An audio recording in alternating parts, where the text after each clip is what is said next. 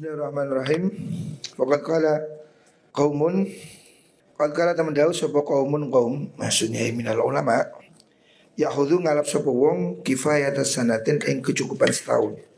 Maksudnya bagi orang yang miskin boleh mengambil bagian dari harta yang haram itu kecukupan 1 tahun. Terus linafsi kudu awake dhewe neman wa yalin keluarga neman. Wa in qadaro lamun kuwasa sapa mengkono taib ala syira'i dhai'atin ing atase tuku pekarangan au tijaratin utawa dagangan yaktasi bukang nyambut gawe sapa mengkono taib pihak lan mengkono dhai'ah lil ailati maring keluarga ya fa'ala mengko nglakoni sapa mengkono taib wa hadza taqol iku ma perkara karo kang milih hu ing masupal muhasibi imam muhasibi walakin tapi muhasibi ku qala dawu muhasibi al-aula tekang lutama iku Allah ayat sedekah ayat sedekah sepuh wong bil kulli kelan sekabehane mengkono mal, maksudnya semua harta yang ada di tangan dia, yang harta haram maksudnya ya. In wajada lamun nemu sapa wong fi nafsi dalam awak dhewe wong, terus in wajada nemu kuwata tawakkuli ing kuwate tawakal pasrah wayan tadhiru lan ngenti-ngenti sapa mengkono taib lutfallahi ing ke welasane Gusti Allah fil halali ing dalam bondo halal. Jadi apabila ada orang mau taubat dan dia menguasai harta haram, maka dia harus mengeluarkan harta haramnya itu. Tetapi kalau dia adalah orang yang tidak mampu, maka dia juga boleh menerima bagian dari sedekah atas harta yang harus dikeluarkan itu. Tetapi Imam Muhasibi mengatakan sebaiknya dia tidak usah ikut ambil, serahkan, sedekahkan semua harta haram yang ada di kekuasaan dia. Fa'ilam bundium, fa'ilam yaktir namun orang kuasa sapa taib, maksudnya orang kuasa tidak mampu untuk menahan diri tidak mengambil bagian dari harta itu. Falahu mongko iku wenang kudu taib ayas dari yen tuku sapa taib dhai'atan ing pengkarangan au yatahida to ngalap sapa mongko taib ro samalin ing pokoke bondo, maksudnya modal. Ya ta'ayyasu kang bisa urip sapa mongko taib bil ma'rufi kalan bagus minhu sang ing mongko mal kula yaumin ing dalem saben-saben dina. Jadi dia boleh mengambil modal kerja yang buat mencukupi kehidupannya. Wah pundi wong wa kula yamin dalam saben-saben dina wajadun nemu sapa taib halalan ing pondok halal ya amsaka moko ngekar sapa taib zalikal yaum ing dalem mengkono dina anhu saking mengkono mal. Kalau tapi dia harus berusaha untuk tetap bekerja. Kalau ada harta halal, yang harta haram jangan diambil. Nisbatnya orang miskin ya. Orang miskin kan boleh mengambil sedekah dari harta halal yang dari harta haram yang tidak bertuan. Tetapi kalau dia masih mampu sebaiknya tidak mengambil. Faidha fana nalikane entek apa mengkono halal yo ada mongko bali supeman ilahi maring mengkono mal yang dibagikan yang disedekahkan itu. Faidha wajada nalikane nemu sapa wong halalan ing bondo halal muayyanan kang tertentu ya tasoddaqo mongko sedekah sapa mengkono taib bimis lima kelan padane perkara anfaqahu kang nafaqahaken sapa taib ing ma min qablu ing dalam sak dhuwure mengkono wajadani wa yakunu lan ono padhalika mengkono infak iku fardhon wajib lahu kedue mengkono taib. Jadi untuk orang yang bertaubat ya. Ini kasusnya orang yang berusaha memisahkan hartanya antara harta halal dan harta haram. Kalau memang dia itu termasuk orang yang fakir yang berhak menerima zakat, maka dia boleh mengambil bagiannya dari harta haram yang harusnya dikeluarkan itu. Tetapi kapan-kapan dia menemukan harta yang halal, ya dia harus menjauhi harta itu. Sebab gini maksudnya harta itu harta yang dalam kekuasaan dia. Orang yang mau tobat ini lah. Misalnya fulan, ini dia menguasai harta halal, harta haram. Apa itu curian, apa itu korupsi atau apa. atau togel atau dan lain-lain. Harta haram ini kan harusnya dipisahkan. Kalau dia mau tobat, harta haram yang ada di dalam kekuasaan dia itu harus dikeluarkan. Jadi caranya kan orang taubat dari harta haram itu harus mengkalkulasi berapa kira-kira harta dia yang haram.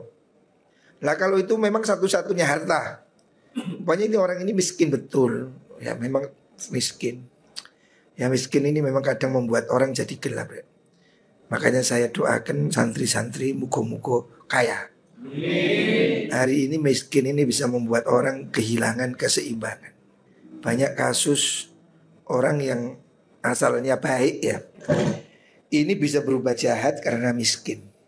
Jadi miskin ini bisa membuat orang tidak berdaya, atau bahkan menjadi jahat, ataupun menjadi dia melakukan hal-hal yang ya, di luar kewarasan, nah, seperti menjadi narkoba jual beli narkoba umpamanya, itu kan pekerjaan yang tidak benar. Atau barangkali yang jahat lagi kalau dia perempuan, ya kepelacuran, ya, nyebut gawe soro sing gampang yo total barang sing gak kulak yo total apem. Naudzubillah. Lah umpamanya sekarang ini kasus ya.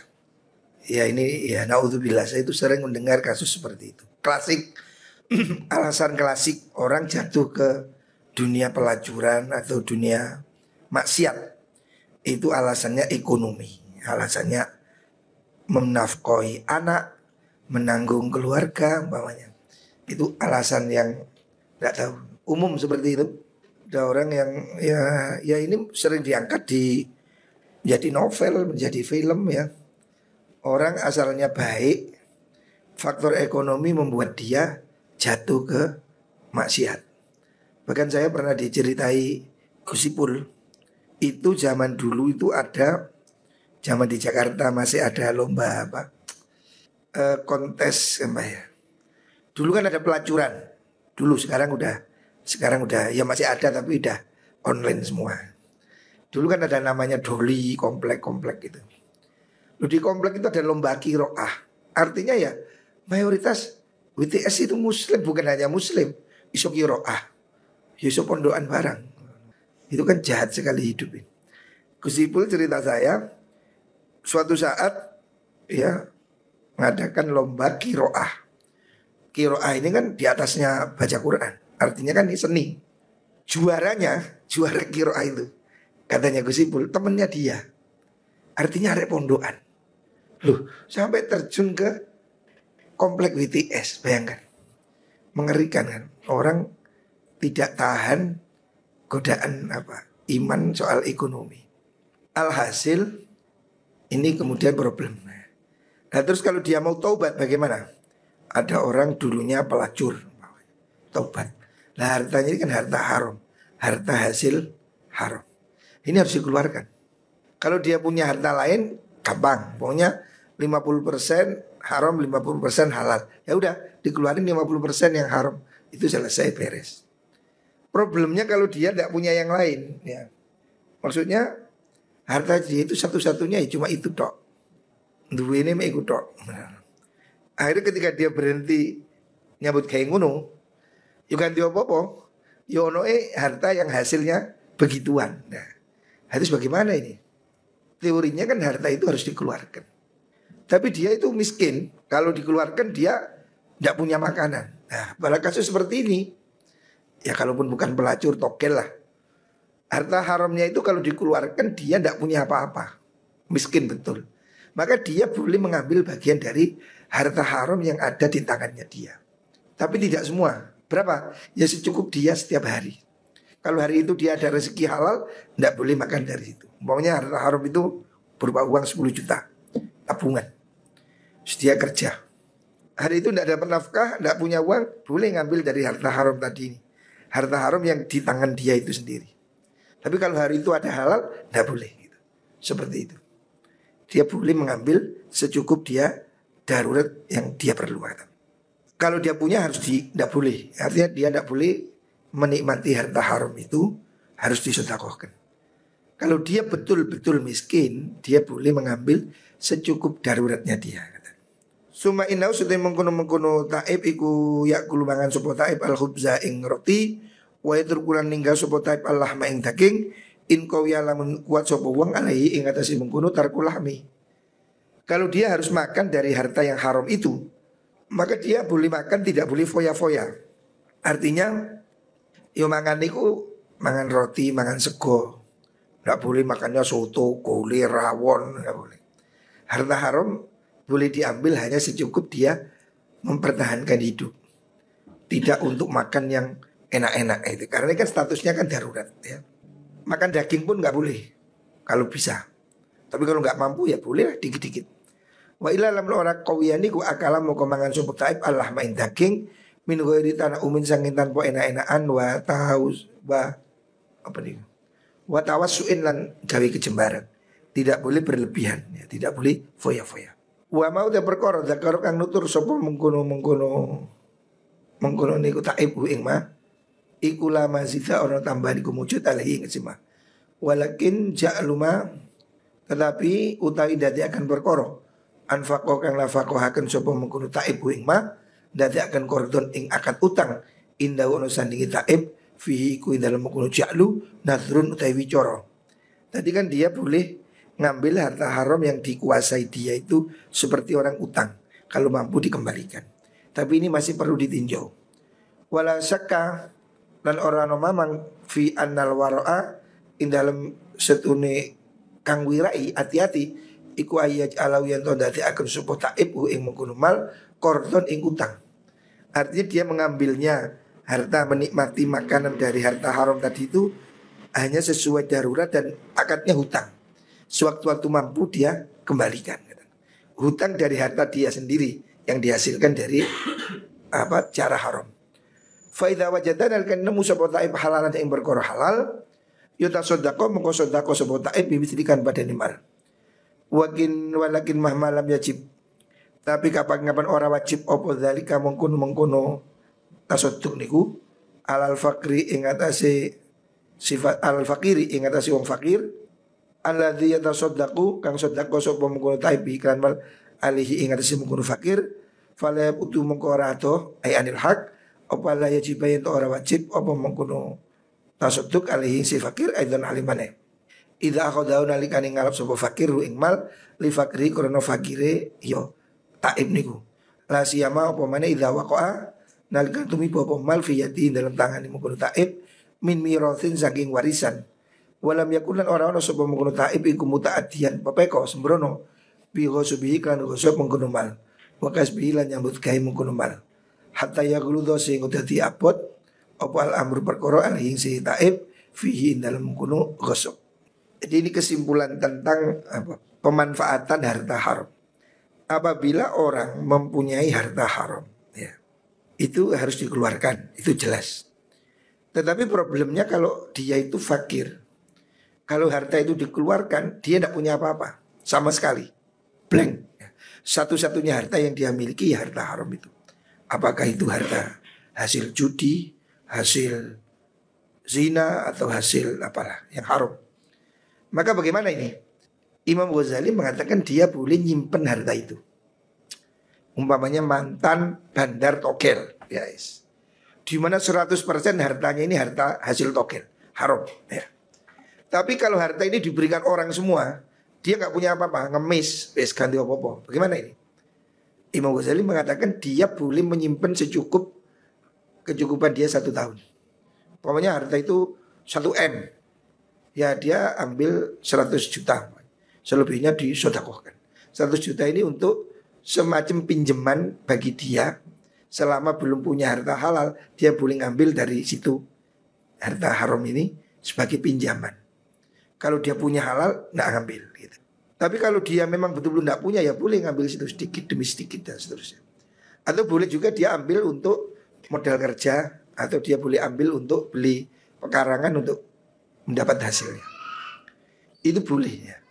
Artinya tidak harus dikeluarkan semua sehingga dia tidak fakir sama sekali, tidak punya apa-apa. Jadi ini keluasan syariah. Ini keluasan dari agama ya.